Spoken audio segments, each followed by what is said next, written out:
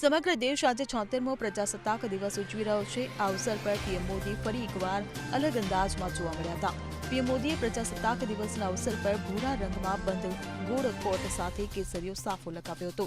તેમાં લાલ અને પીળા રંગનું સંયોજન દેખાઈ રહ્યું છે। મહત્વનું છે કે પીએમ દર વખતે ગણતંત્ર દિવસ પર અલગ અલગ રંગના સાફામાં દેખાય છે।